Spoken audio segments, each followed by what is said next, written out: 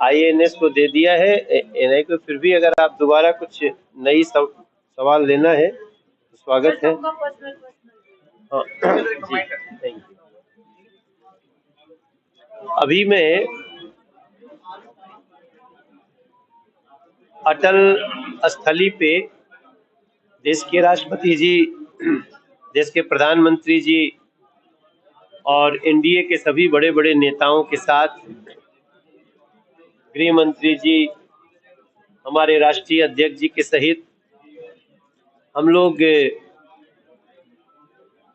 राजघाट के आसपास जो अटल स्थली है वहां पे हमने अटल जी की प्रार्थना सभा में भाग लेकर आ रहा हूं। आज अटल जी की जन्म जयंती है और 100वीं जन्म जयंती है। इस दिन हम लोग अटल जी को अपनी अपनी तरह से याद कर रहे हैं।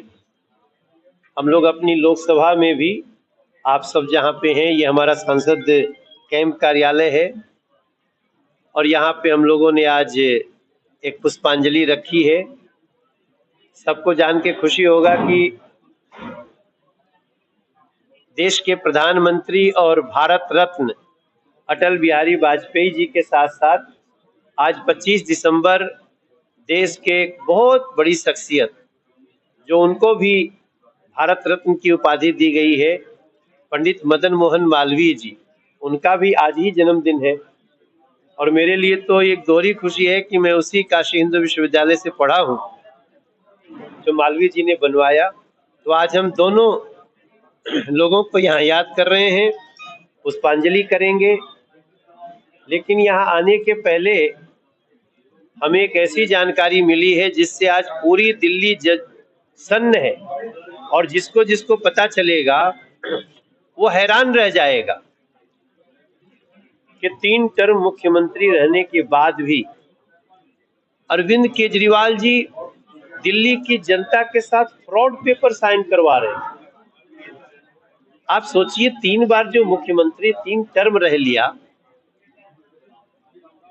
उसके बाद भी उसकी फ्रॉड करने की भूख नहीं मिट रही है। पहले उन्होंने बहुत सारी वादा खिलाफियां की हैं, उनके कारण दिल्ली के 21,000 लोग गंदा पानी पीने से मर गए 10 साल में। और आज जो घटना आई, जो आपने सुना होगा, एक हेल्थ की स्कीम और महिला सम्मान की स्कीम, 2100 रुपया देंगे और ये 60 साल के लोगों का फ्री इलाज करेंगे, ऐसा करके उन्होंने लोगों से साइन करवाना शुरू किया। और ये जिस विभाग का विषय है, जिसके विभाग के नाम पे ये साइन करवाया जा रहा है, उस विभाग ने आज एडवर्टाइजमेंट निकाल दिया कि ऐसा कुछ भी नहीं है, ऐसा कोई प्रस्ताव पास नहीं है, ऐसी कोई अधिसूचना भी नहीं है। मतलब कोई योजना लाने के पहले हम जो सोचते हैं वो सोच भी अभी नहीं हुई है। और वो स्पष्ट रूप से जो लिखा है, मैं आपको पढ़ के सुनाऊं। महिला एवं बाल विकास विभाग, आईएसबीटी कश्मीरी गेट, राष्ट्रीय राजधानी क्षेत्र, दिल्ली सरकार। महिला एवं बाल विकास विभाग, दिल्ली सरकार को मीडिया रिपोर्ट्स और सोशल मीडिया पोस्ट के माध्यम से जानकारी मिली है कि एक राजनीतिक पार्टी है।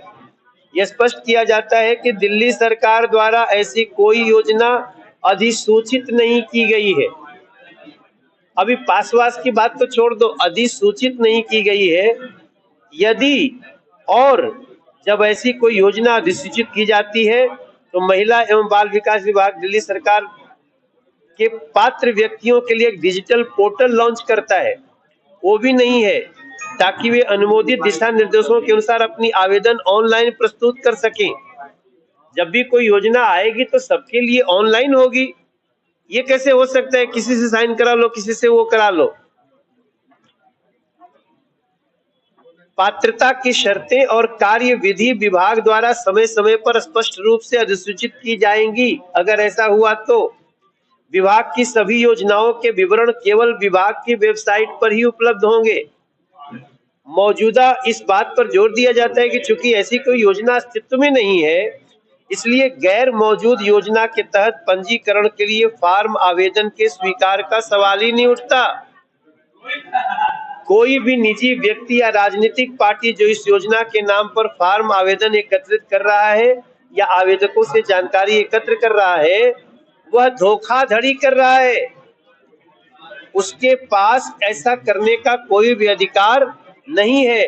बाकी आप लोग खुद पढ़ लें, इसमें एक लाइन बहुत बड़ी है कि ऐसा करना जो अपराध, साइबर अपराध, बैंकिंग धोखाधड़ी का कारण बन सकता है।